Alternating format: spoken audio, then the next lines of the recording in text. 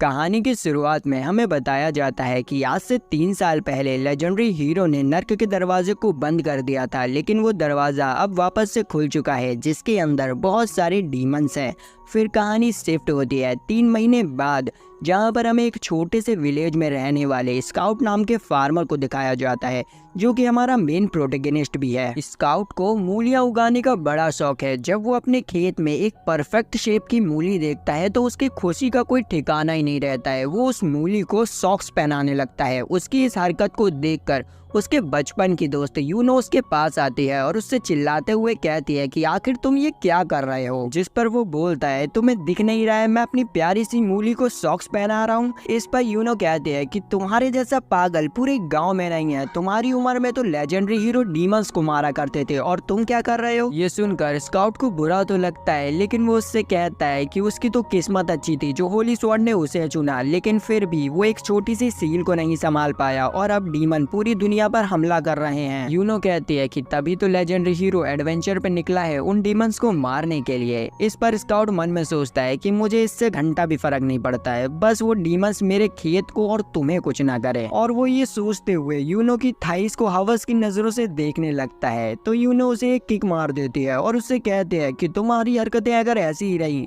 तो तुम कभी भी किसी को भी नहीं बचा पाओगे। इस पर वो बंदा कहता है कि चिंता मत करो, मैं सभी को बचा लूंगा। वो ये कहते हुए यूनो को एक ट्रैप दिखाता है जो कि उसने स्पेशली डीमंस के लिए बनाया था, लेकिन यूनो उसके ट्रैप को देखने में बिल्कुल इंटरेस्ट नहीं दिखाती है और वहां से चली जाती है। तभी अचानक से उनके विलेज में एक डीमन का अटैक हो जाता है, जिससे कि वहां पर भगदड़ मच जाती है और इसी बीच में यूनो जमीन पर गिर जाती है और वो डीमन उसके ठीक सामने आ जाता है। उस डीमन को अपने इतने ज्यादा करीब देखकर यूनो काफी ज्यादा ही डर जाती है। वहीं पर यूनो ये सब छुपकर देख रहा होता है और सोच रहा होता है कि उसे अब क्या करना चाहिए। तभी उसे एक आइडिया आता है और वो डायरेक्ट अपने ट्रैप के पास जाकर एक मीट को ग्रिल करने लगता है, ताकि उसकी खुशबू को सूंघकर वो डीमन उसके पास आने लग जाए और इस ट्रैप में फंस जाए। लेकिन उस डीमन के ऊपर मीट का असर होता ही नहीं है और स्काउट का जो प्लान होता है वो फेल हो जाता है। तो वो डिसाइड करता है कि अब उसे उस डीमन से लड़ना ही पड़ेगा, लेकिन वो लड़ने के लिए तैयार होता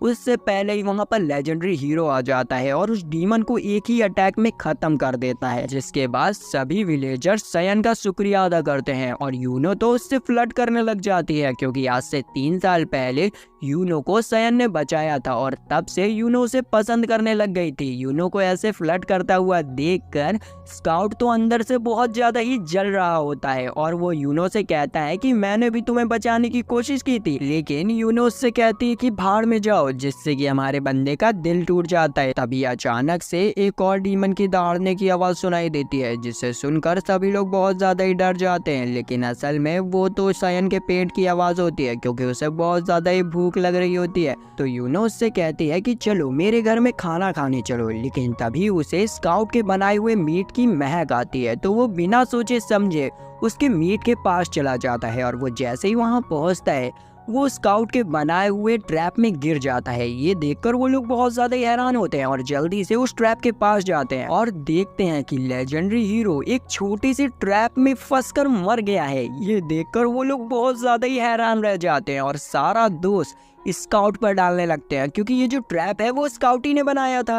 लेकिन स्काउट कहता है कि भाई ये तो एक्सीडेंट है, मैंने कुछ भी नहीं किया है, और वैसे भी कौन ही विश्वास मानेगा कि एक लेजेंडरी हीरो छोटी सी ट्रैप में फंस के मर गया है। स्काउट की बातें सुनकर विलेजर्स को भी लगता है कि स्काउट सही कह रहा है, तो वो लोग डिसाइड करते हैं कि वो लोगों को यही बताएंगे कि डीमन से लड़ते हुए लेजेंडरी हीरो की मौत हो गई है। फिर वो लोग रात में उस बॉडी को एक कब्रिस्तान में दफना देते हैं। उन्हें ऐसा करते हुए एक लड़की देख रही होती है। अगले दिन जब स्काउट की आंखें खुलती हैं तो वो ये देखकर बहुत हैरान हो जाता है कि उसकी बॉडी लेजेंडरी हीरो की बॉडी से बदल गई है।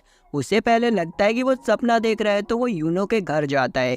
यूनो भी लेजेंडरी हीरो को जिंदा देखकर बहुत ज्यादा ही हैरान हो जाती है। उसे हैरान देखकर स्काउट सोचता है कि मेरे पास यही मौका है यूनो से कुछ भी कराने का, तो वो यूनो को एक ड्रेस पहनने के लिए कहता है और यूनो वो ड्रेस पहन के आ भी जाती है। उसे इस ड्रेस में देखकर हमारे बंदे के तो अरमान खड़े होने लग जाते हैं और वो बहुत ज्यादा ही खुश होता है। यहाँ पर यूनो को लग रहा होता है कि ये एक लेजेंडरी हीरो है, तो वो उसके करीब आने की कोशिश करती है, पर उसे उसकी बॉडी में में से बदबू आने लगती है जो कि उससे बिल्कुल भी सही नहीं जाती। तो वो लेजेंडरी हीरो को धक्का मार देती है जिससे कि उसकी एक आंख निकलकर बाहर आ जाती है। ये देखकर यूनो को लगता है कि ये एक डीमन है, तो वो उसे मारने के लिए एक डंडा उठा लेती है और उससे पूछती है कि तुम कौन हो। तो वो बोलता है कि मैं स्काउट हूँ, लेकिन यूनो उसकी बातों पर विश्वास ही नहीं करती है। तो स्काउट उसे विश्वास दिलाने के लिए कहता है कि जब तुम छोटी थी तब तुम एक मैजिशियन बनना चाहती थी, जिसके लिए तुमने एक फनी सी ड्रेस भी बनाई थी। इसे सुनकर यूनो बहुत ज्यादा ही एम्बेरस हो जाती है और गुस्से में स्काउट को पीट देती है और उससे पूछती है कि आखिर तुम लेजेंडरी हीरो कैसे बने। तभी उन्हें एक लड़की की आवाज सुनाई देती है और हमें पता चलता है कि स्काउट के साथ जो कुछ भी हुआ था वो इस लड़की की वजह से हुआ था, जो कि स्काउट के ट्रैप में फंसी हुई है। स्काउट उस लड़की की हंसी सुनकर वहाँ पर आ जाते हैं और उससे पूछते हैं कि आखिर तुम हो कौन। तो वो लड़की कहती है कि पहले मुझे जल्दी से इस ट्रैप से बचाओ, उसके बाद मैं तुम्हें सब कुछ बताती हूँ। तो वो लोग उस लड़की को स्काउट के ट्रैप से बाहर निकाल देते हैं। फिर वो बताती है कि उसका नाम एरिन है और वो एक नेक्रोमेंसर है। उसी ने स्काउट की बॉडी को लेजेंडरी हीरो की बॉडी से चेंज किया था, क्योंकि लेजेंडरी हीरो की इच्छा थी कि उसके मरने के बाद उसकी सारी पावर्स को एक जिम्मेदार इंसान को दे दिया जाए। और एरिन की नजर में उस समय स्काउट सबसे ज्यादा जिम्मेदार इंसान था, इसीलिए उसने हीरो की पावर को स्काउट को दे दिया और अब से नया हीरो स्काउट है। लेकिन स्काउट हीरो बनने से साफ मना कर देता है। तो एरिन उससे कहती है कि अगर तुम हीरो नहीं बने तो मैं तुम्हारी रियल बॉडी को डिस्ट्रॉय कर दूंगी, जो कि मेरे पास सील्ड है। तो मजबूरन स्काउट को उसकी बात माननी पड़ती है। और फिर हम देखते हैं कि वो लोग बर्न सिटी आ जाते हैं, जो कि उनके रीजन की सबसे बड़ी सिटी थी। वहां पहुंचने पर वो लोग सबसे पहले एक वेपन शॉप पे जाते हैं, जहां पर यूनो को एक वॉन्ड बहुत ज्यादा ही पसंद आती है, लेकिन वो वॉन्ड बहुत ज्यादा ही महंगी थी और उनके पास इतने रुपए भी नहीं थे। पर स्कॉट उन दोनों को बाहर भेज देता है और फ्री में उस वॉन्ड को लेकर आ जाता है। ये देखकर वो लोग बहुत हैरान होते हैं और फिर वो ऐसा ही कुछ रेस्टोरेंट में भी करते हैं और फ्री में खाना खाते हैं। असल में ये लोग लेजेंडरी हीरो होने का फायदा उठा रहे होते हैं, लेकिन फिर वो लोग डिसाइड करते हैं कि वो पैसे कमाने के लिए एडवेंचर गिल्ड में रजिस्टर करेंगे। तो यूनो और एरन एडवेंचर गिल्ड में रजिस्ट्रेशन करने के लिए चले जाते हैं और स्काउट को अकेला छोड़ देते हैं। तभी स्काउट के पास दो लड़कियां आती हैं जो कि लेजेंडरी हीरो की बहुत बड़ी फैन होती हैं, लेकिन उन दोनों को लेजेंडरी हीरो में कुछ अलग दिख रहा होता है। तो वो उसका टेस्ट लेने के लिए एक दमदार बंदे को बुलाते हैं ताकि लेजेंडरी हीरो उससे लड़कर अपने आप को साबित कर सके। उस दमदार बंदे को देखकर स्काउट की तो भाई फैंट ढीली हो जाती है, लेकिन उसे याद आता है कि भाई उसके पास तो तलवार है, तो वो फाइट के लिए तैयार हो जाता है। वो बंदा सबसे पहले स्काउट को पंच मारने की कोशिश करता है, लेकिन स्काउट उसके पंच को डॉज कर देता है और पीछे से उसके ऊपर तलवार से अटैक कर देता है, पर वो तलवार उसके लगते ही मुड़ जाती है। ये देखकर स्काउट की तो यार आंखें चौंधिया जाती हैं और इसी चीज का फायदा उठाकर वो बंदा स्काउट को एक जोरदार पंच मार देता है, जिससे कि भाई स्काउट की एक आंख निकलकर वापस से जमीन पर गिर जाती है। और ये देखकर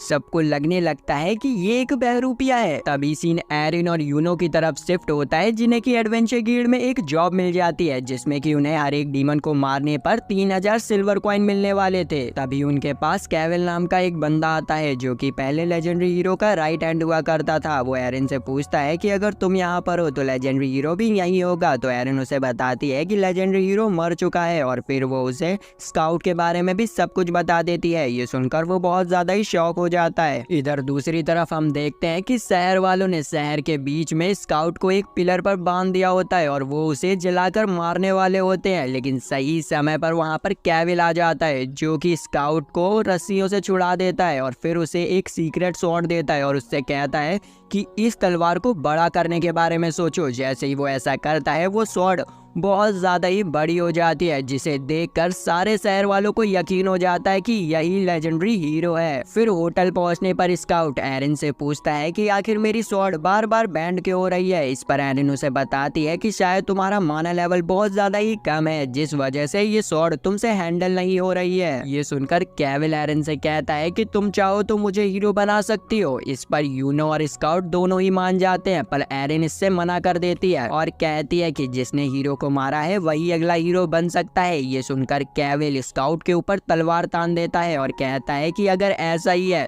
तो मैं इसे मार देता हूँ और फिर तुम मुझे अपना हीरो बना लेना। इस पर एरिन कुछ नहीं कहती है, पर इधर स्काउट की तो भाई फट रही होती है और वो उससे कहता है कि तुम मुझे ऐसे नहीं मार सकते हो, मैं तो एक ज़ॉम्बी हूँ। जिस पर केविल कहता है कि मेरे पास तुम्हें मारने के दो तरीके हैं, पहला तो मैं तुम्हारी गर्दन को काट सकता हूँ और दूसरा तुम्हारी रियल बॉडी को डिस्ट्रॉय कर सकता हूँ, जो कि एरिन के गले में लटकी हुई है। ये सुनकर स्काउट बहुत ज्यादा ही डर जाता है, लेकिन तभी केविल कहता है अरे मैं तो मजाक कर रहा था, मैं तो तुम्हारी टीम में ज्वाइन होकर डीमंस को हराना चाहता हूँ। ये सुनकर हमारे बंदे के कलेजे में थोड़ी ठंडक पहुंचती है। इसके बाद हमें रात की सीन दिखाई जाती है, जहाँ पर स्काउट आराम से अपने बेड पर लेटा होता है और सोच रहा होता है कि अब उसे रोज यूनो की थाइस देखने को मिलेगी। तभी उसे यूनो की थाइस को छूने की इच्छा होती है, तो वो जल्दी से यूनो के कमरे में जाने लगता है। वहाँ पहुंचने पर वो देखता है कि एरिन भी उसी कमरे में होती है, तो वो शांति से अपना काम करता है और वहाँ से जाने लगता है। तभी उसे उस कमरे में कोई आता हुआ दिखता है, जो कि और कोई नहीं केविल होता है। तो स्काउट उसे छुपकर देखने लगता है। केविल यहाँ पर स्काउट की रियल बॉडी को डिस्ट्रॉय करने आया होता है। वो उसे डिस्ट्रॉय करने की कोशिश तो करता है, लेकिन एरिन की मैजिक की वजह से वो दूर जाके गिरता है। तभी उन दोनों की आंखें भी खुल जाती है, लेकिन वो देखते हैं कि उनके सामने कोई होता ही नहीं है। लेकिन एरिन समझ जाती है कि कोई तो यहाँ पर आया था जिसने कि उसके लॉकेट को छूने की कोशिश की है। इस पर यूनो कहती है कि मुझे पता है ये कौन है, और फिर यूनो डायरेक्ट स्काउट के रूम में जाती है और तभी सीन कट हो जाता है और हमें अगले दिन का सीन दिखाया जाता है, जहाँ पर इनकी पूरी टीम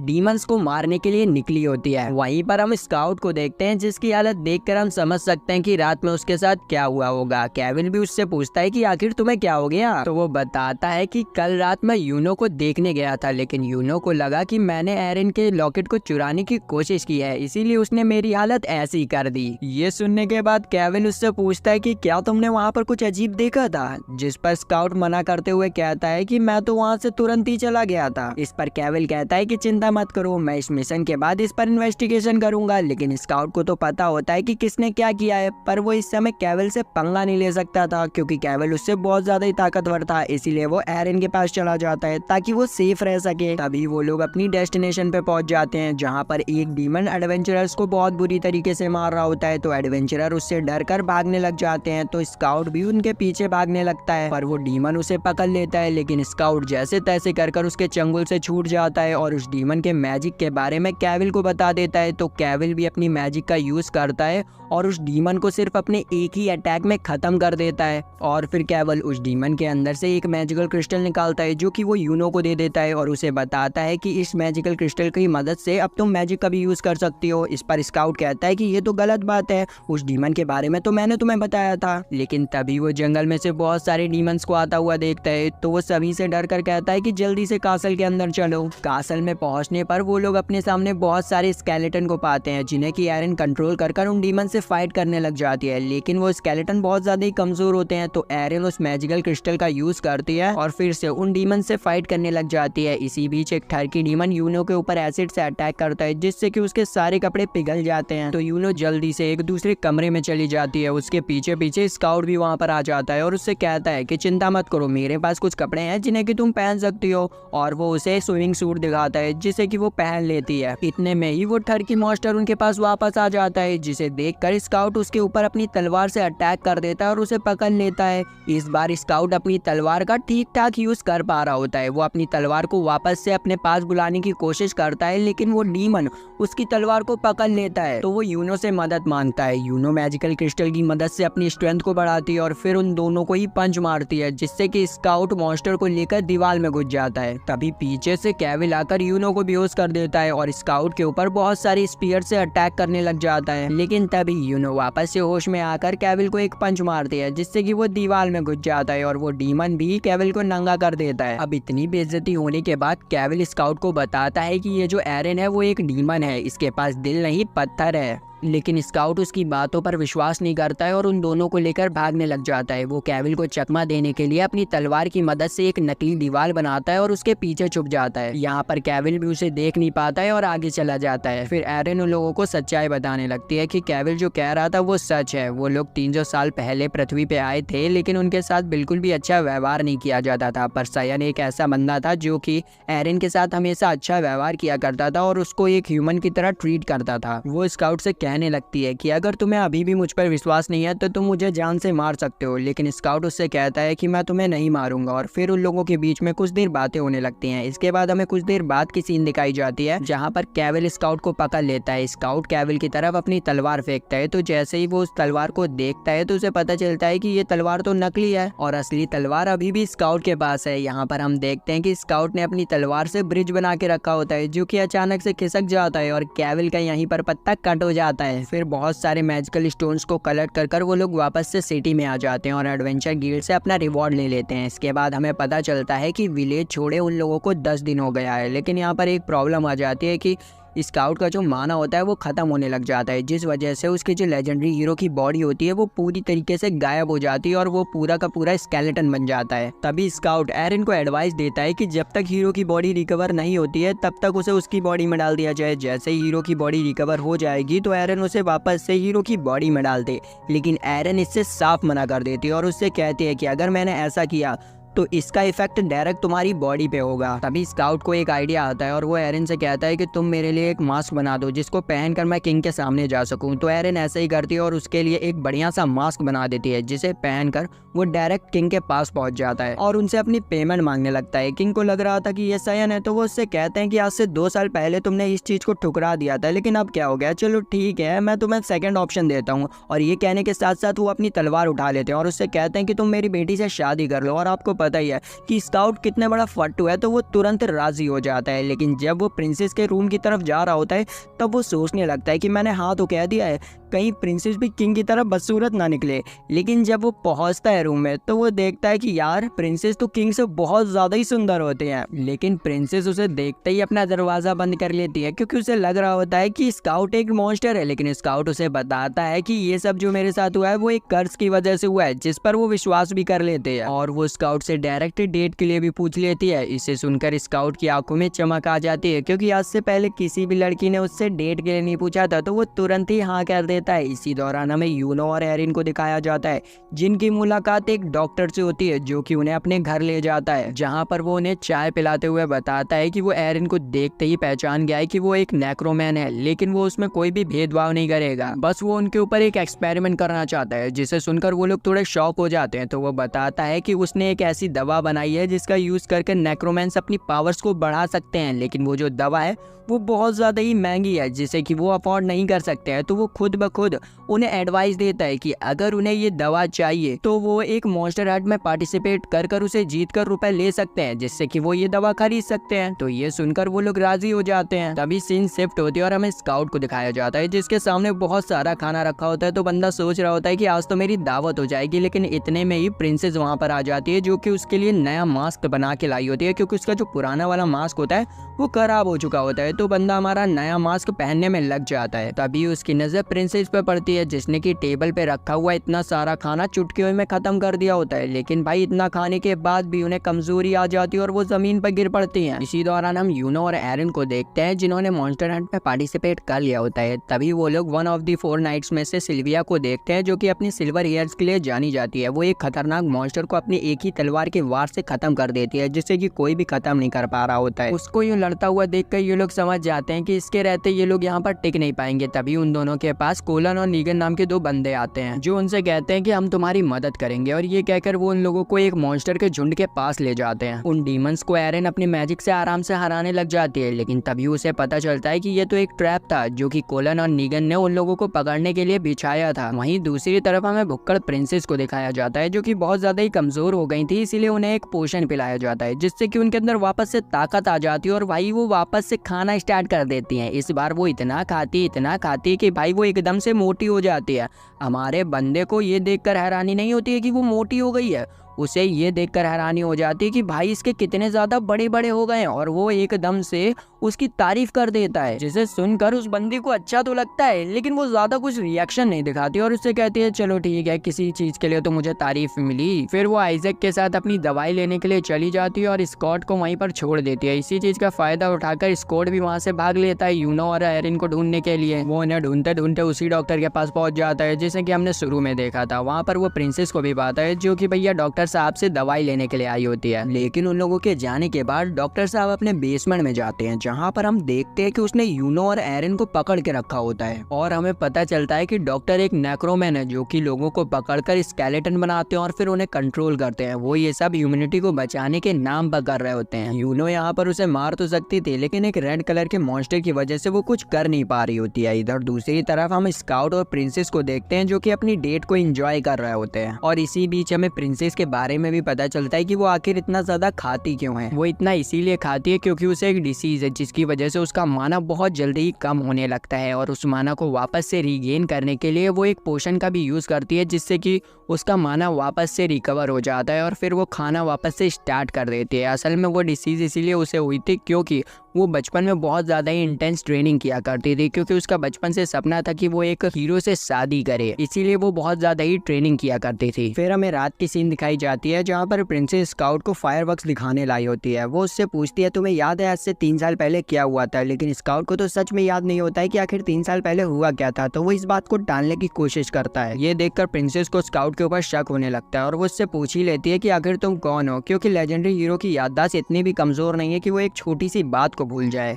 उन दोनों के बीच में बात चली रही होती है कि इसी बीच में आइजक और सिल्विया वहां पर पहुंच जाते हैं और उन दोनों की बातों को सुन लेते हैं। सिल्विया तो आते के साथ ही साथ उसका गला पकड़ लेती है और उससे पूछती है कि आखिर तुम कौन हो, तुम वही नेक्रोमैन तो नहीं है जो कि लोगों को गायब कर रहा है। इस पर स्काउट मना करते हुए उन्हें लेजेंडरी हीरो की मौत के बारे में सब कुछ बता देता है कि कैसे लेजेंडरी हीरो की मौत एक छोटे से ट्रैप में फंसने की वजह से हुई। पर आइजक उसकी बातों पर विश्वास नहीं मानता है, लेकिन जब सिल्विया इस बात को कंफर्म करती है तो उन्हें पता चलता है कि स्काउट जो कह रहा है वो सब कुछ सच है। यहाँ पर स्काउट के मुंह से ये सब सुनकर प्रिंसेस को एक बहुत बड़ा झटका लगता है और वो वहाँ से भाग जाती है। हम देखते हैं कि जब वो भाग रही होती है तभी रास्ते में उन्हें डॉक्टर साहब मिलते हैं जो कि उनसे कहते हैं कि चिंता मत करो, मैं तुम्हारी मदद करूंगा। तो प्रिंसेस उसके साथ चली जाती है। वहीं दूसरी तरफ सिल्विया के पास एक सोल्जर आता है जो उसे बताता है कि उनकी सिटी में कुछ स्केलेटन्स का हमला हो चुका है। ये सुनकर वो बहुत ज्यादा ही शॉक हो जाती है। इसी चीज का फायदा उठाकर स्काउट वहाँ से भागने की कोशिश करता है और वो जाते हुए कहता है कि वो जल्द से जल्द प्रिंसेस को बचाकर ले आएगा। तभी सीन डॉक्टर साहब की तरफ शिफ्ट होता है जो कि प्रिंसेस को मैनिपुलेट करने की कोशिश कर रहे होते हैं, पर सही समय पर स्काउट वहां पर आ जाता है। लेकिन डॉक्टर के जो स्केलेटन होते हैं वो स्काउट के ऊपर अटैक कर उसकी गर्दन को अलग कर देते हैं और यहाँ पर हम समझ सकते हैं कि हमारे बंदे से अकेले कुछ भी नहीं होने वाला है। लेकिन तभी वहाँ पर आइजक और सिलेविया आ जाते हैं जो कि उन स्केलेटन्स को आराम से हैंडल कर लेते हैं। इधर हम देखते हैं कि हमारे बंदे की खोपड़ी को लेकर एक कुत्ता भाग रहा होता है,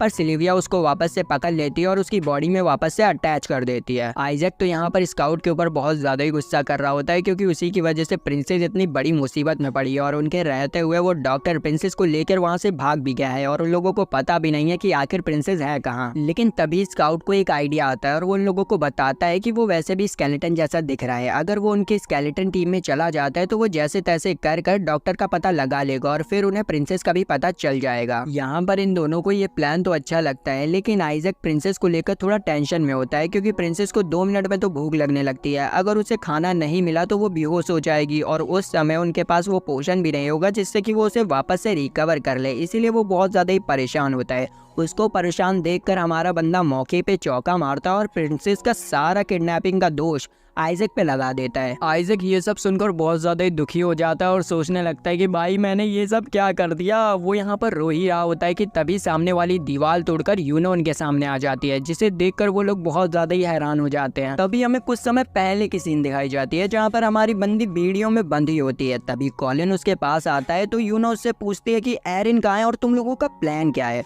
जिस पर कॉलिन उससे कहता है कि मुझे फर्क नहीं पड़ता है कि उस डॉक्टर का प्लान क्या है, मुझे बस तुम जैसे लोगों को सफर करते हुए देखने में बड़ा मजा आती है।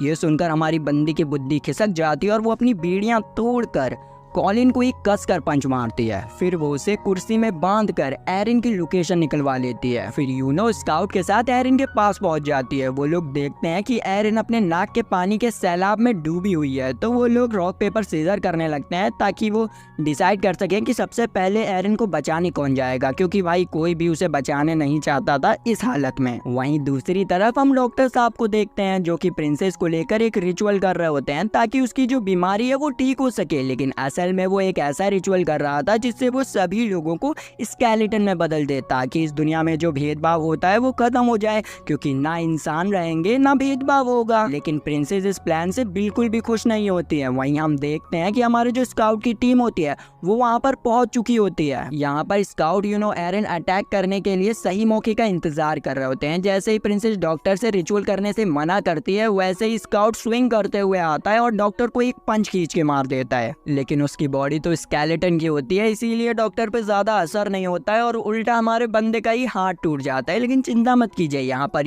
अपनी स्ट्रेंथ को बढ़ाती है और डॉक्टर को एक खींच के पंच मारते हैं, जिससे कि डॉक्टर साहब सामने वाले पिलर में जाके घुस जाते हैं। तभी डॉक्टर साहब अपने स्केलेटन से उनके ऊपर अटैक करने के लिए कहते हैं, पर एरन उनके सभी स्केलेटन्स को अपने कंट्रोल में ले लेती है और डॉक्टर साहब चारों तरफ से फंस जाते हैं। तभी हमारे बंदे को डॉक्टर साहब का मास्क मिलता है जिसमें कि एक क्रिस्टल लगा होता है, तो हमारा बंदा उसे पहन लेता है। उसे पहनते ही जितने भी स्केलेटन्स होते हैं वो सब उसकी बात मानने लगते हैं। लेकिन आपको पता ही है ये स्काउट है जो कि अपनी ठरक पूरी करने के लिए कुछ भी कर सकता है। वो उस मास्क का यूज अपनी ठरक को कंप्लीट करने के लिए करता है। लेकिन तभी वहाँ पर डॉक्टर साहब के बहुत सारे डीमंस आ जाते हैं जो कि उन लोगों को चारों तरफ से घेर लेते हैं। इसी मौके का फायदा उठाकर डॉक्टर साहब वहाँ से भागने की कोशिश करते हैं, पर उन्हें दबोच लेती है। तो डॉक्टर साहब अपने सेकंड क्रिस्टल का यूज करते हैं जिससे कि वो बहुत ज्यादा ही ताकतवर हो जाते हैं। फिर वो अपने स्केलेटन्स को वापस से कंट्रोल में लेकर प्रिंसेस के ऊपर अटैक कर देता है, पर बीच में आइजैक आ जाता है जिससे कि वो बुरी तरीके से घायल हो जाता है। तभी स्काउट अपने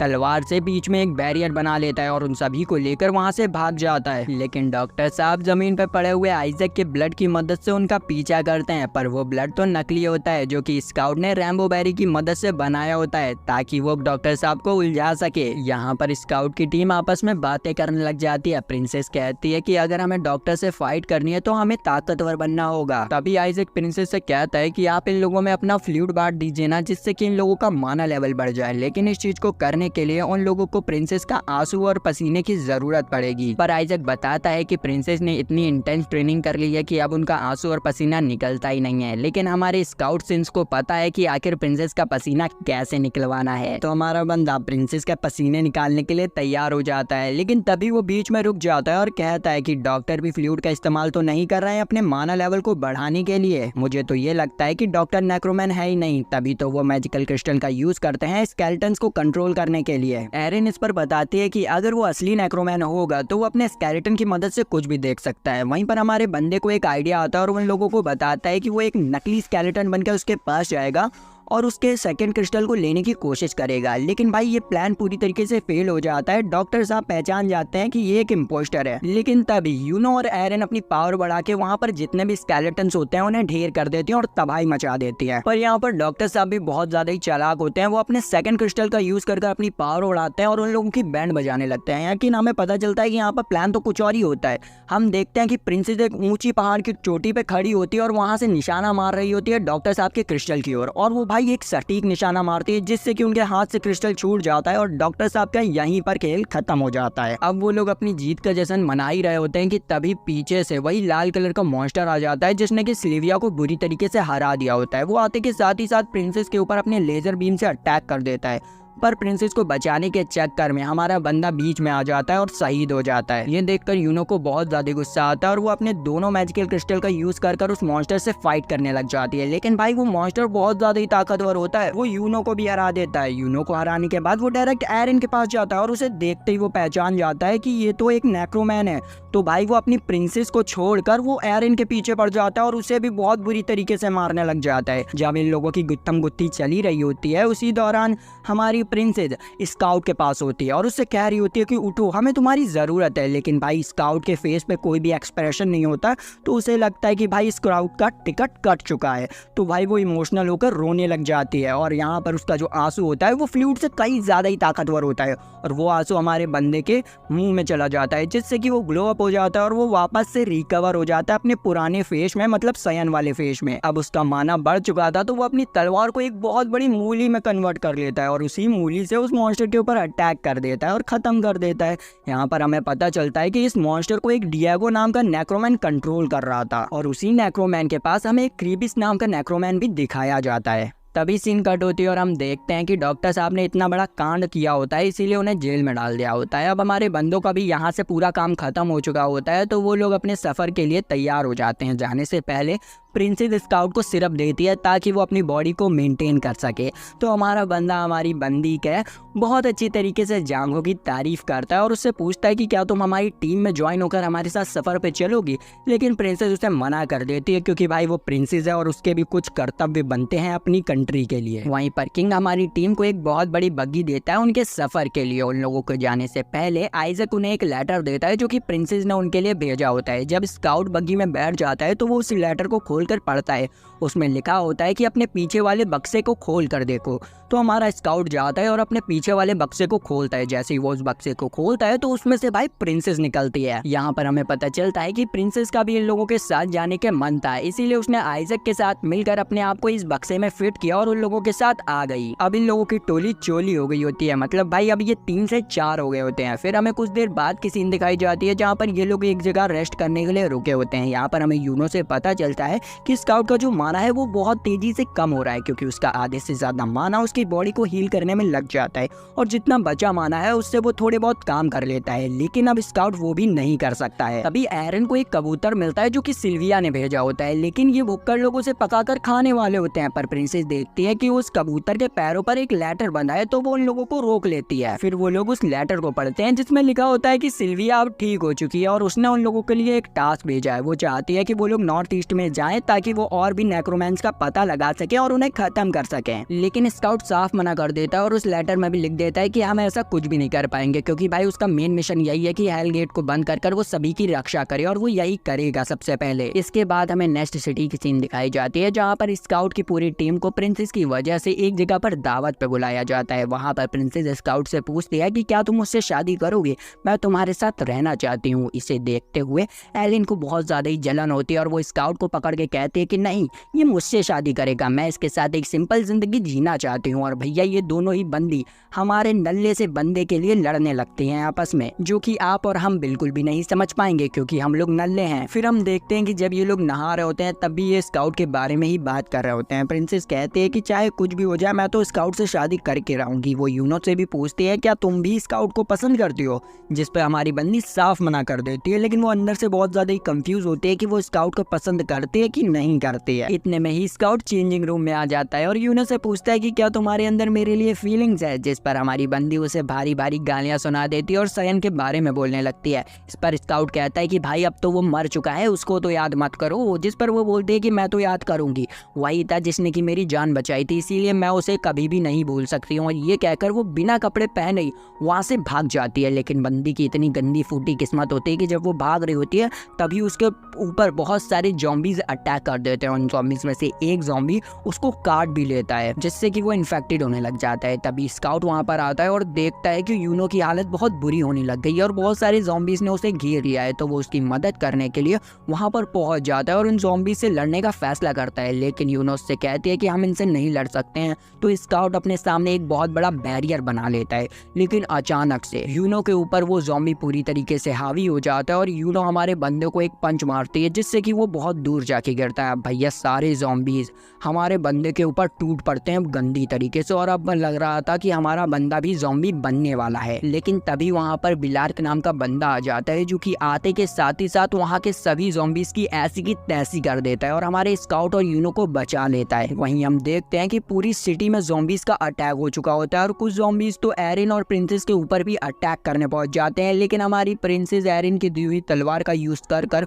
उन सभी ज़ॉम्बीज को नॉकआउट कर देती है। फिर वो लोग कपड़े पहनकर यूनो और स्काउट को ढूंढने के लिए निकलने वाले होते हैं, लेकिन तब तक वो लोग वहाँ पर पहुंच जाते हैं। यहाँ पर स्काउट उन लोगों को यूनो के बारे में कुछ भी नहीं बताता है। फिर बिलार उन लोगों को एक कासल में ले जाता है जो कि बड़ी दीवारों से पूरी तरीके से प्रोटेक्टेड होता है। वो कासल असल में मेयर का होता है, जहाँ पर और भी विलेजर्स होते हैं। वो लोग बाहर देखते हैं कि कुछ लोग कासल के अंदर आ रहे हैं और वो असल में हमारी टीम ही होती है, जैसे कि बिलार लेके आया होता है। वहाँ पर जितनी भी जनता होती है वो स्काउट को देखकर बहुत ज्यादा ही खुश हो जाती है, क्योंकि उन लोगों को लग रहा होता है कि हमारी रक्षा करने के लिए लेजेंडरी हीरो वहाँ पर आ गया है। तभी हम कोलन और नीगन को भी देखते हैं जो कि जेल से भाग कर आए होते हैं। उनकी किस्मत इतनी अच्छी होती है कि हमारा बंदा उन्हें पहचान ही नहीं पाता है। तभी कोलन की नज़र यूनो पे पड़ती है जो कि ज़ॉम्बी से इन्फेक्टेड होती है। तो वो इसी मौके का फ़ायदा उठाकर सभी विलेजर्स को बता देता है कि यूनो ज़ॉम्बी से इन्फेक्टेड और वो कभी भी एक ज़ॉम्बी बनकर उन लोगों के ऊपर अटैक कर सकती है, इसीलिए उन्हें यूनो को मार देना चाहिए। ये सुनते ही हमारा बंदा बहुत गुस्से में आ जाता है और कोलन को खींचकर एक मुक्का मारता है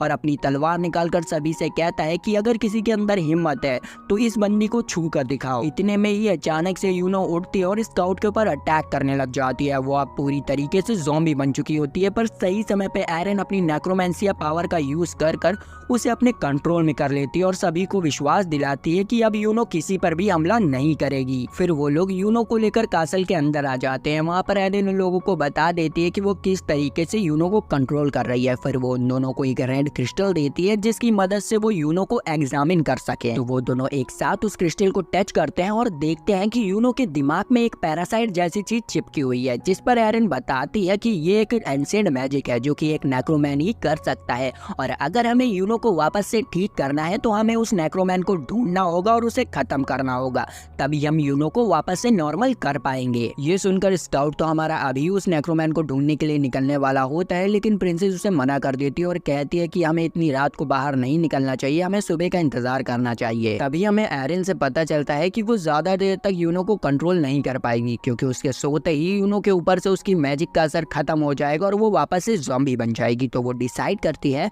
कि वो यूनो के ऊपर डुअल स्प्रेड मैजिक का यूज करेगी, जिसकी मदद से वो यूनो की बॉडी के अंदर चली जाएगी और उसे कंट्रोल करेगी। लेकिन उसने आज तक इस मैजिक का कभी भी यूज नहीं किया है, इसीलिए वो बहुत ज्यादा ही डर रही होती है। इस पर स्काउट कहता है कि चिंता मत करो, तुम इस मैजिक का यूज मेरे ऊपर करो क्योंकि यूनो को मुझसे अच्छी तरीके से कोई भी नहीं जानता है। तो एरन ऐसा ही करती है और यूनो की बॉडी में स्काउट की स्पिरिट को डाल देती है। फिर वो लोग यूनो को नहलाने ले जाते हैं, वो भी उसकी आंखों पर पट्टी बांधकर, ताकि स्काउट कुछ देख ना सके क्योंकि आपको पता ही है कि स्काउट कितना बड़ा ठरकी है। इसके बाद हम देखते हैं कि स्काउट जब सोने जा रहा होता है तब ये तीनों उसके पास आती हैं और उससे कहती है कि हम भी तुम्हारे साथ सोएंगे, क्योंकि उन्हें लग रहा होता है कि कहीं स्काउट यूनो की बॉडी के साथ कुछ उल्टा सीधा ना करे। और आपको पता ही है कि स्काउट बिना कुछ उल्टा सीधा किए बिना रह का सकता है।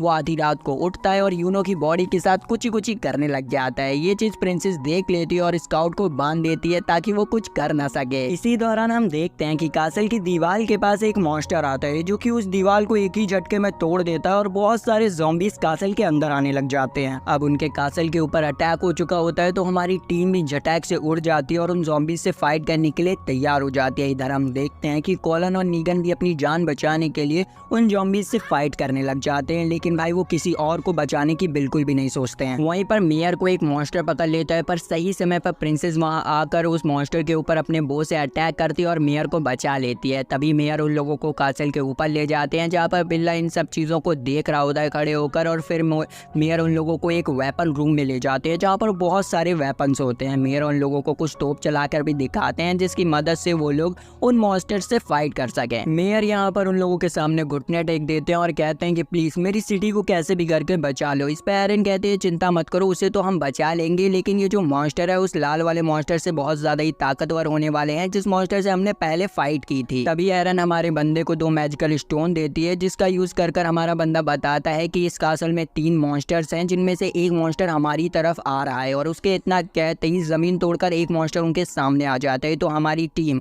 उससे धक्कापेल फाइट करने लग जाती है। प्रिंसेस भी उसके ऊपर बहुत सारी अटैक करती है, लेकिन भाई उसके अटैक का उस मॉन्स्टर पे कोई भी असर नहीं होता है। तो बिलार उस मॉन्स्टर से फाइट करने के लिए आगे जाता है, पर वो मॉन्स्टर बिलार को एक पंच मारता है और वो कासल से बाहर जाके गिरता है। तो हमारे बंदे को मजबूरन अपनी स्वॉर्ड को उठाना पड़ता है और वो अपनी स्वॉर्ड को बढ़ा कर उस मॉन्स्टर के 2 टुकड़े कर देता है। तभी हम देखते हैं कि उस मॉन्स्टर की लीडर वहां पर आ जाती है अपने एक और मॉन्स्टर के साथ, पर उस मॉन्स्टर को कोलन और नीगन अपनी चालाकी से हरा देते हैं और फिर वो अपनी जान बचाने के लिए वहां से भागने की कोशिश करते हैं। लेकिन तभी कोलन के पीछे एक ज़ॉम्बी आकर उसके हाथ में काट लेता है और वो लोग देखते हैं कि बहुत सारे ज़ॉम्बी उन्हीं की तरफ आ रहे हैं, पर स्काउट सही समय पे आकर उन लोगों को बचा लेता है और वेपन रूम के दरवाजे को बंद कर देता है। अब कोलन भी एक ज़ॉम्बी बनने वाला था, इसीलिए वो सभी से कहता है कि हमें जल्दी से उस फीमेल मॉन्स्टर के ऊपर अटैक करना चाहिए। तो एरन अपनी मैजिकल क्रिस्टल से उसके ऊपर हमला करने भी लगती है, लेकिन इतने में ही जो कॉलिन होता है वो अकेले ही उस मॉन्स्टर के ऊपर अटैक करने के लिए निकल जाता है। वो उस मॉन्स्टर के ऊपर अटैक करने की कोशिश करता है पर उल्टा उसी के ऊपर कोई अटैक कर देता है और उसे बुरी तरीके से घायल कर देता है।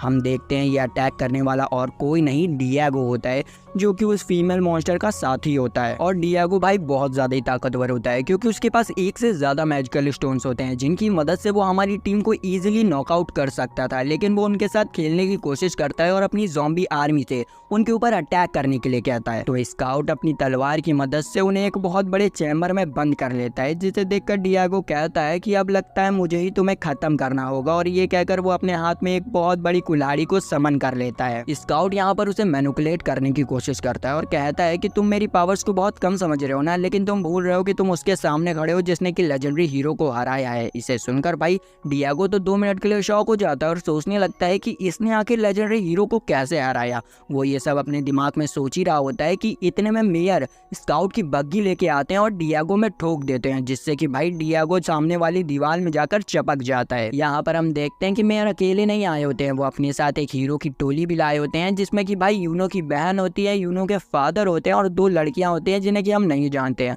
इन लोगों का भरत मिलाव चल ही रहा होता है कि इतने में डियागो वापस से उड़ जाता है और अब भी भाई वो फुल्ली तरीके से अटैक के मोड में आ जाता है। लेकिन इस बार डियागो की फाइट यूनो के फादर और उसकी बहन से होती है, जो कि उसके ऊपर अपना सबसे ताकतवर अटैक करते हैं, जिससे कि डियागो की हालत खराब हो जाती है। वहीं पर उनकी टीम की विच फीमेल मॉन्स्टर की बैंड बजा रही होती है। अब इन लोगों की हर तरफ से बज रही होती है, तो डियागो एक मॉन्स्टर को समन करता है और वहां से अपनी जान बचाकर भाग लेता है। और उसके जो ज़ॉम्बीज वहां पर तबाही मचा रहे थे उन्हें एरन अपने कंट्रोल में ले लेती है और सभी को बचा लेती है। इसके बाद हमें अगले दिन की सीन दिखाई जाती है जहाँ पर हमारी स्काउट की टीम मेयर से कहती है कि अब हम तो जा रहे हैं भाई डियागो को पकड़ने के लिए, क्योंकि हमें यूनो को वापस से ठीक करना है। उन्हें पता चलता है कि डियागो है वो भाई उन्हीं के विलेज के पास रहता है, मतलब उनका अड्डा है। तो क्या था, ये लोग डियागो को पकड़ने के लिए निकल जाते हैं। रास्ते में हमें थोड़ा बहुत इंट्रोडक्शन कराया जाता है, जैसे कि यूनो की बहन का नाम मिली है और उसके फादर का नाम फ्यूरी है, और इन दोनों लड़कियों से ज्यादा मतलब नहीं है तो इन्हें साइड में फेंकते हैं। यहाँ पर हमारे बंदे को उन लोगों से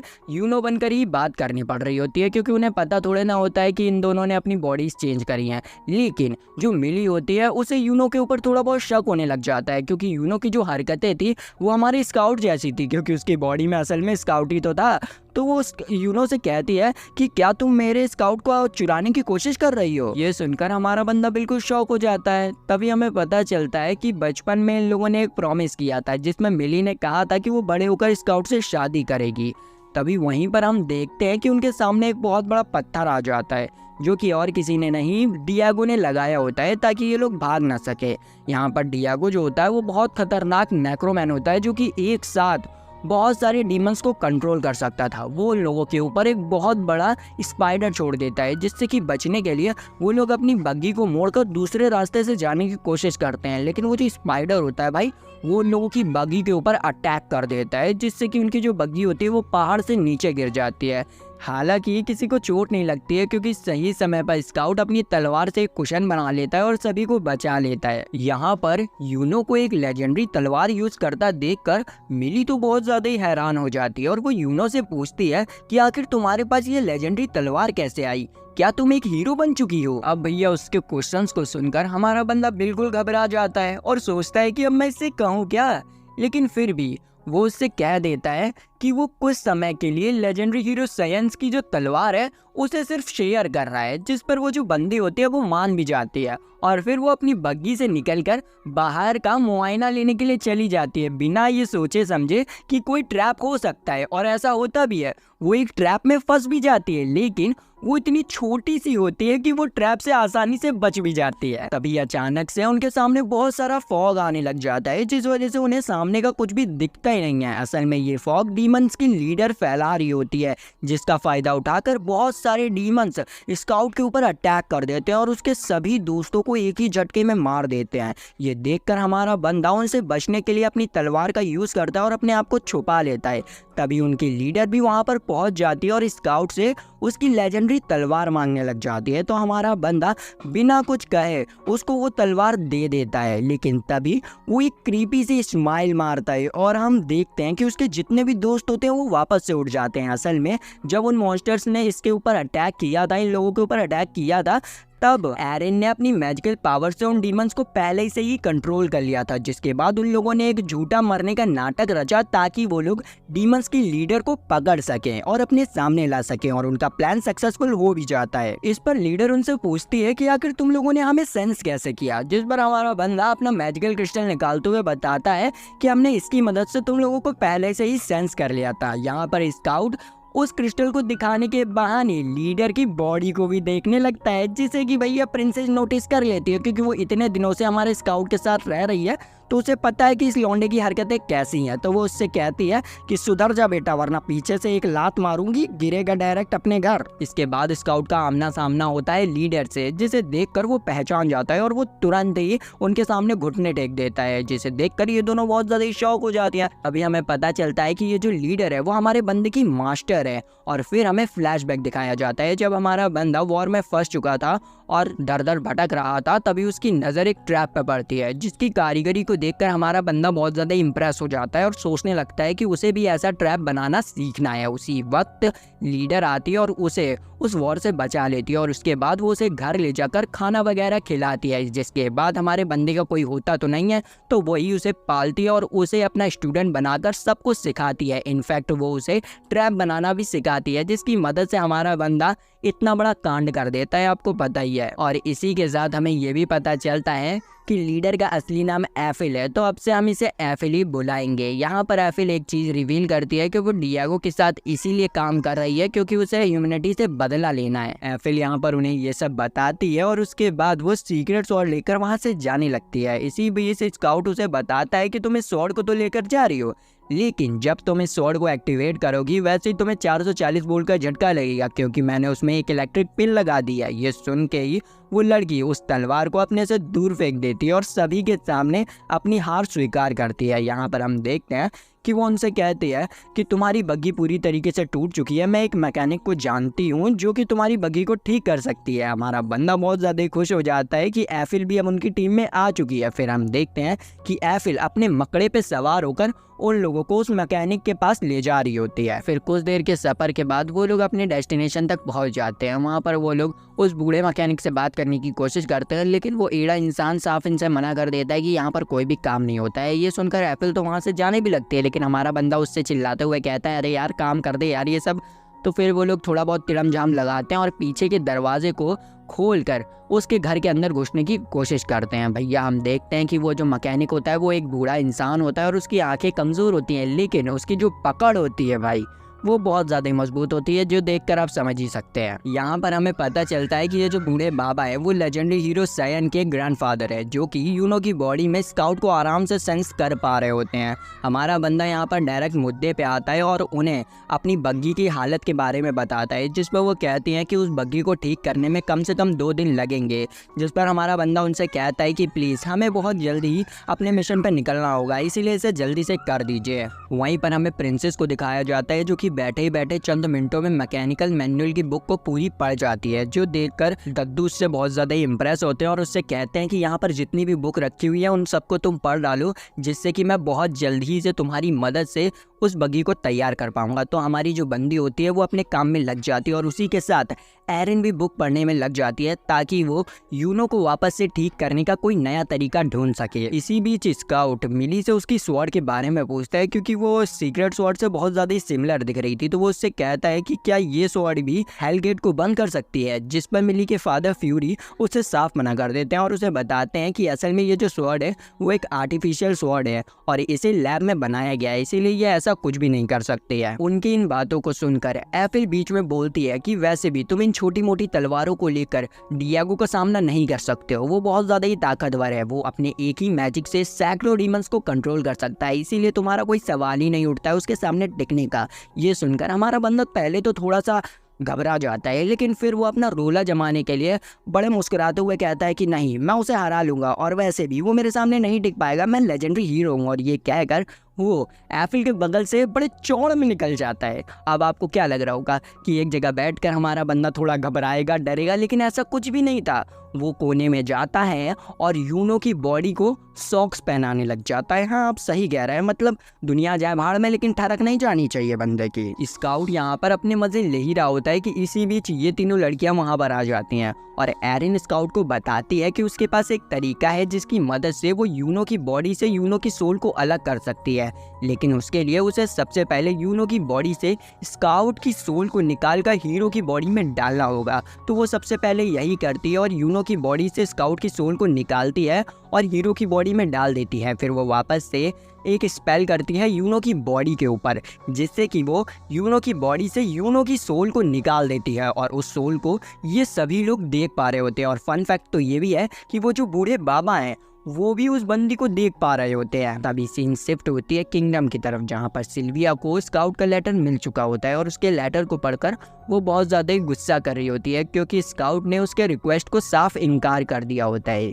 इधर दूसरी तरफ हमें वापस से अपनी टीम की सीन दिखाई जाती है, जहाँ पर प्रिंसेस उन्हें बताती है कि उन लोगों ने उनकी बग्गी को ठीक कर दिया है और अब वो लोग वापस से अपने मिशन के लिए निकल सकते हैं। मिशन में जाने से पहले स्काउट यूनो की बॉडी को चैन से बांध देता है ताकि वो बेकाबू होकर सभी के ऊपर हमला न करने लग जाए। वहीं दूसरी तरफ हमें डिएगो और प्रिफ्रेज को दिखाया जाता है, जिनके ऊपर कुछ मैजिकल नाइट्स अटैक कर देते हैं, जो कि दिखने में बहुत ज़्यादा ही ताकतवर लग रहे होते हैं क्योंकि वो आते के साथ ही साथ डिएगो की गर्दन को काफ़ी बार काट चुके होते हैं। लेकिन हमारा डिएगो अपनी रीजनरेटिव पावर से अपने आप को वापस से हील कर देता है और उन नाइट्स में से एक को अपने ब्लड मैनिपुलेशन से मार देता है। वहीं दूसरी तरफ जो प्रेफरेज होता है उसे बहुत सारे नाइट्स घेर लेते हैं और उसके ऊपर अटैक कर देते हैं, लेकिन प्रेफरेज अपने टेलीपोर्टेशन स्पेल का यूज़ कर उन्हीं के अटैक को उन्हीं के ऊपर रिफ्लेक्ट कर देता है, जिससे कि एक नाइट बुरी तरीके से घायल हो जाती है। वहीं पर डिएगो रिवील करता है कि उसे मारा नहीं जा सकता है क्योंकि उसने अपनी रियल बॉडी को एक कॉफिन में सील करके रखा हुआ है, जिससे कि वो सबको दिखाता भी है। तभी एक नाइट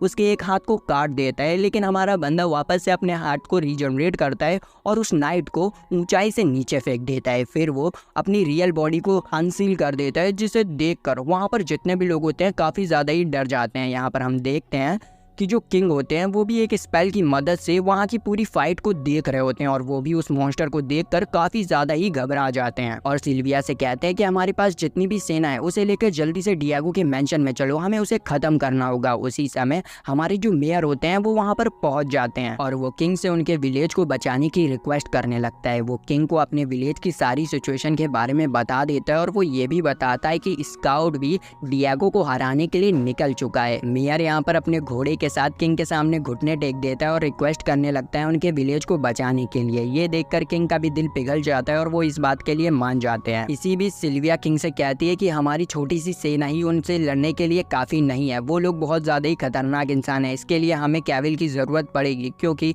कैविल भी बहुत ज़्यादा ही ताकतवर है, जिसके लिए किंग मान जाते हैं। फिर हम देखते हैं कि सिल्विया और कैविल अपनी बड़ी से शिप लेकर डिएगो के पैलेस के लिए निकल जाते हैं। इधर दूसरी तरफ स्काउट की टीम भी डिएगो के पैलेस की तरफ निकल रही होती है, लेकिन उससे पहले ही एफिल स्काउट को मना करती है जाने के लिए, लेकिन हमारा बंदा उससे कहता है कि मैं तो जाके रहूँगा भाई, तुम्हें जाना नहीं है तो तुम यहीं रहो। और ये कहकर वो अपनी बग्गी में बैठता है और वहाँ से निकल जाता है। लेकिन यहाँ पर एफिल बहुत ज़्यादा ही सोचने के बाद उसका माइंड चेंज हो जाता है और वो भागते हुए जाती है और बग्गी में बैठ जाती है। हमारा बंदा कहता है कि मुझे पता थी तुम ज़रूर आओगी और फिर वो अपनी तलवार की मदद से उसे पकड़ता है और अपनी ओर खींच लेता है और एफिल को भी अपनी टीम में शामिल कर लेता है। इसी के साथ उनकी टीम अब काफ़ी ज़्यादा ही बड़ी हो जाती है। वहीं रास्ते में हमारा स्काउट मिली से पूछता है कि आखिर तुम हीरो क्यों बनना चाहती हो, जिस पर वो बोलती है कि मैं वापस से पीस लाना चाहती हूँ और मैं चाहती हूँ कि जैसे हम बचपन में खेला करते थे वैसे मैं तुम्हारे साथ बेड पे खेलूँ। मतलब यार गलियों में खेलना चाहती है उसके साथ।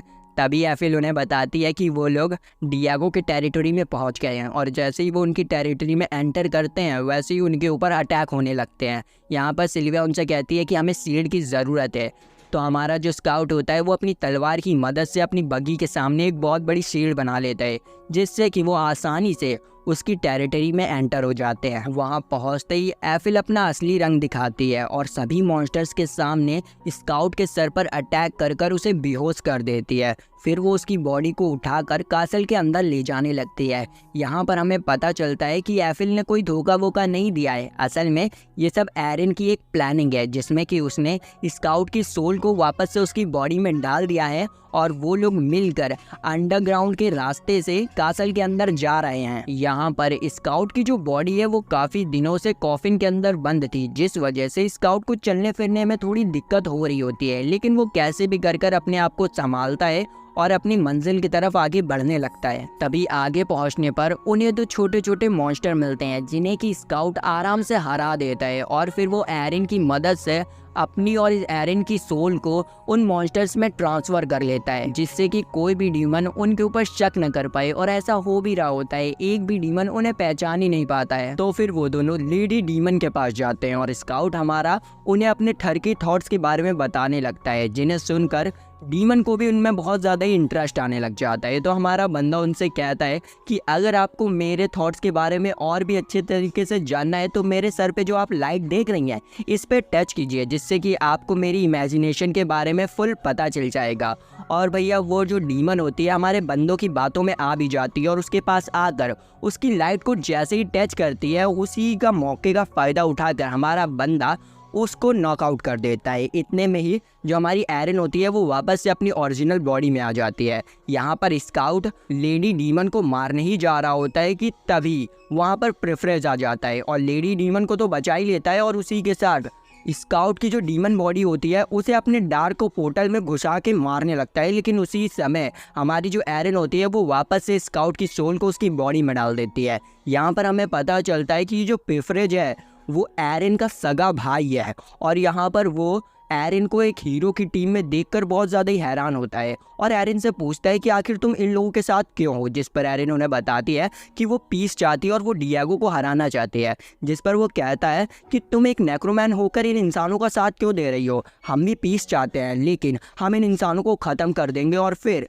इस पूरी धरती में हम नेक्रोमैंस का ही राज होगा, इसीलिए तुम हमारी टीम में आ जाओ। लेकिन एरन उसे साफ साफ मना कर देती है और कहती है कि वो स्काउट की टीम में ही रहेगी। वो उसे स्काउट की अच्छाइयाँ गिनाने लगती है, लेकिन उसी समय डियागो दीवार तोड़कर वहां पर अपने मॉन्स्टर के साथ आ जाता है और वो आते के साथ ही साथ डीमन क्वीन की बॉडी को उठाकर खा लेता है। ये देखकर वहां पर खड़े जितने भी डीमंस होते हैं वो बहुत ज़्यादा ही हैरान हो जाते हैं और स्काउट उसे देखकर समझ जाता है कि ये अब बहुत ज़्यादा ही ताकतवर हो चुका है, तो वो उसे बचने के लिए वहाँ से भागने लग जाता है। लेकिन डियागो उसे आराम से पकड़ लेता है और उससे कहता है कि अब तुम मेरे साथ डुओ नहीं करोगे।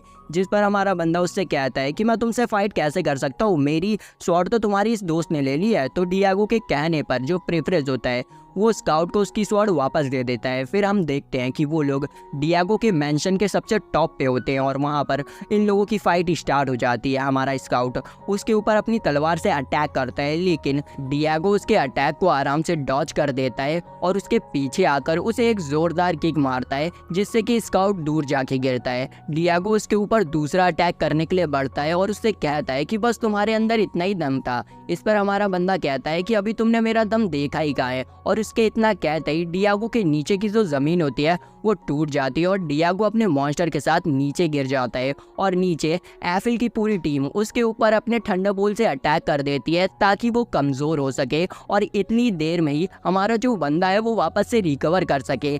लेकिन जो हमारे डियागो का चमचा था वो उसे रिकवर होने कहाँ देने वाला था, वो हमारे स्काउट के पास आ जाता है उसे मारने के लिए। लेकिन लेजेंडरी हीरो का जो क्लोन होता है वो उसे एक ज़ोरदार किक मारता है और अपने आप से दूर फेंक देता है। फिर एरन की मदद से स्काउट अपनी सोल को वापस से लेजेंडरी हीरो की बॉडी में ट्रांसफ़र कर देता है और फिर प्रिंसेस का दिया हुआ सीरम पी के अपने आप को पावरफुल कर लेता है और वो वापस से फाइट में उतर जाता है। वो यहाँ पर डियागो के ऊपर बहुत सारे अटैक करता है, लेकिन भाई डियागो सही में नेक्स्ट लेवल का बंदा था। वो उसके हर एक अटैक को झेल जाता है और अपने आप को वापस से रिकवर कर लेता है। यहाँ पर स्काउट की पूरी टीम मिलकर उसके ऊपर अटैक किए जा रही थी, लेकिन जो डियागो होता है वो अपने चारों ओर एक ब्लैक होल का घेरा बना लेता है, जिससे कि जितने भी अटैक उसके ऊपर पड़ते हैं वो सब रिफ्लेक्ट हो जाते हैं। अब स्काउट को समझ ही नहीं आ रहा होता है कि वो करे तो करे क्या, तो वो डियागो का ध्यान भटकाने के लिए उसके पास वाले पिलर के ऊपर अटैक कर देता है, जो कि टूटकर उसके ऊपर गिर जाता है। इसी मौके का फायदा उठाकर स्काउट भागकर एरन के पास जाता है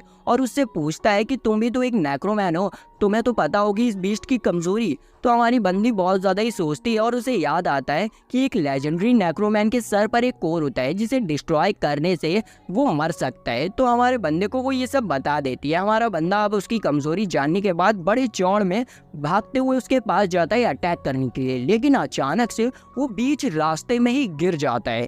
हमें पता चलता है कि उसने जो सीरम पिया था उसका साइड इफेक्ट उसके ऊपर होने लग गया है, जिसकी वजह से उसकी नाक और मुंह से खून भी आने लगता है। यहाँ पर हमारा बंदा काफी कमजोर हो गया था, लेकिन फिर भी स्काउट डियागो के ऊपर एक लास्ट अटैक करता है, जिससे कि डियागो को बिल्कुल भी फर्क नहीं पड़ता है। पर डियागो स्काउट के ऊपर एक जोरदार हमला करता है, जिससे कि स्काउट दूर जाके गिरता है। अब हमारे बंदी के पास एक लास्ट माना पोशन की बोतल बची हुई थी, जिसे कि वो पीने वाला था। इस पर हमारी बंदी यूनो उससे कहती है कि अगर तुमने इसे पी लिया तो तुम मर भी सकते हो, लेकिन हमारा बंदा इस बात पे बिल्कुल भी ध्यान नहीं देता है और उस बोतल को पी जाता है और वापस से फाइट करने के लिए उठता है। लेकिन जैसे ही वो अपना एक कदम आगे बढ़ाता है, वैसे ही पोशन के हैवी डोज की वजह से वो जमीन पर गिर जाता है और उसके मुंह से बहुत ज़्यादा खून निकलने लगता है। ये देखकर ये दोनों काफ़ी ज़्यादा ही डर जाती है। उसी समय डियागो उनके ऊपर अटैक करने के लिए आगे बढ़ता है, पर सही समय पर एंट्री होती है कैविल की, जो कि आते के साथ ही साथ डियागो के एक हाथ को काट देता है और उससे कहता है कि तुम्हारा खेल खत्म हो चुका है, जरा सिटी की तरफ देखो। वो देखता है कि इलाइट 4 की आर्मी ने उसकी पूरी डीमंस की आर्मी को खत्म कर दिया और वही बस एक लास्ट बॉस बचा हुआ है। इधर दूसरी तरफ हमारी जो यूनो होती है वो स्काउट की बॉडी को देखकर रो रही होती है और कहती है कि प्लीज उठ जाओ, हमें तुम्हारी ज़रूरत है, तुम जो कहोगे वो मैं करूँगी, बस एक बार उठ जाओ। तभी सीन कट होता है और हमें स्काउट को दिखाया जाता है, जो कि एक अलग सी जगह पर होता है। उसे लगता है कि वो मर चुका है और वो हेवन में आ गया है, लेकिन तभी उसके पीछे से लेजेंडरी हीरो सायन बोलता है कि तुम मरे नहीं हो, असल में तुम सीक्रेट स्वॉर्ड के अंदर आ चुके हो। और ये सुनकर हमारा बंदा बहुत ज़्यादा ही हैरान हो जाता है। लेजेंडरी हीरो सायन उसके सामने झुक जाता है और उससे कहता है कि शुक्रिया मेरी पावर्स का अच्छा इस्तेमाल करने के लिए, आखिरकार मुझे मेरी पावर्स का असली सक्सेसर मिल गया है। हमारा बंदा ये सब सुन के थोड़ा हैरान होता है कि भैया ये सब क्या क्या रहा है ये बंदा। स्काउट उससे कहता है कि मेरे पास तुम्हारी बकवास सुनने का समय नहीं है, वहाँ पर लोगों को मेरी ज़रूरत है, इसलिए मुझे जाने का रास्ता बताओ। तो सायन उससे कहता है कि तुम उस रास्ते से यहाँ से जा सकते हो। तो हमारा स्काउट उस रास्ते पे जाता है। हम देखते हैं कि यहाँ पर कैविल अभी भी डियागो से फाइट कर रहा होता है। उसी समय हमारे बंदे की आंखें खुलती हैं और वो फुल पावर से उड़ जाता है और तभी हम देखते हैं कि हमारी स्काउट की बॉडी भी उड़ चुकी होती है और उसके अंदर लेजेंडरी हीरो सायन होता है। ये देखकर ये लोग बहुत ज़्यादा ही हैरान हो जाते हैं और फिर हमारा स्काउट और लेजेंडरी हीरो मिलकर डियागो के ऊपर अटैक कर देते हैं। लेजेंडरी हीरो सबसे पहले आते के साथ ही साथ डियागो के सर का क्रिस्टल तोड़ देता है और फिर ये दोनों मिलकर उसको भुर्जी की तरह काटने लग जाते हैं और तभी हम देखते हैं कि वो धीरे धीरे करके ख़त्म होने लग जाता है। हमारा कैविल भी अपने स्पाइक्स की मदद से उसे एक जगह पर पकड़ लेता है और इसी का फ़ायदा उठाते हुए दोनों हीरोज़ उसे ख़त्म कर देते हैं। लेकिन यहाँ पर एक ट्विस्ट हो जाता है। जो डियागो होता है वो सही समय पर अपने आप को टेलीपोर्ट कर लेता है एक जंगल में, लेकिन भैया अभी वो बंदा बचा नहीं होता है। वहाँ पर वही छोटे छोटे दो डीमंस आ जाते हैं जिनकी लीडर्स को डियागो ने कच्चा खा लिया था। वो दोनों